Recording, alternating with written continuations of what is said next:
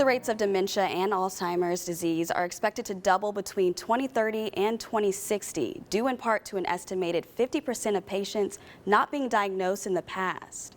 We sat down with Dr. Loren Alving, the director of the UCSF Fresno Alzheimer's and Memory Center, to discuss what patients and their families should be concerned about and what kind of help they can receive. We see all sorts of patients who have memory concerns, mostly older folks and mostly people who are concerned that they might have dementia or other cognitive impairments. Many people, however, aren't fully aware of what dementia means. Dementia is actually the symptom, so it's a change in your level of function, basically some inability to function in your daily life. Alzheimer's is the most common cause of dementia, so many people use the terms interchangeably, but they're slightly different. The UCSF Fresno Alzheimer and Memory Center was established in 1984 and is one of 10 California Alzheimer's disease centers. Well, I think it's super important for families to have resources here.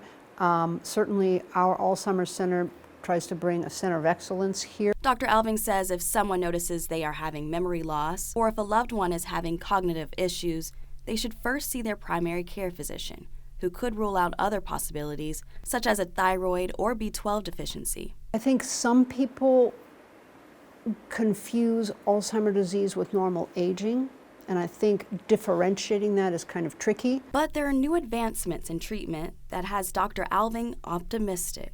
There have been.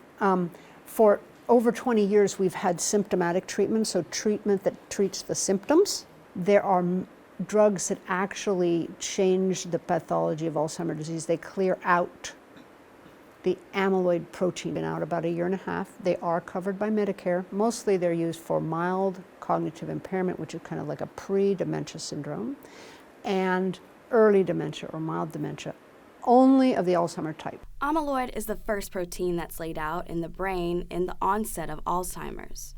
One of the most exciting things for me is the development of anti-tau drugs. So the second protein that comes after the amyloid protein is the tau protein. We think of tau as kind of being right along with the symptoms as opposed to amyloid, which builds up earlier. So if we can get rid of tau, it may be that we'll be able to better control what's going on. Dr. Alving is excited about the future of treatment for Alzheimer's, as well as getting people checked when they have concern. I think if it's problematic enough that patients are noticing it, then it's certainly worth speaking to your doctor. For more information on dementia and Alzheimer's disease, visit the Alzheimer's Association website.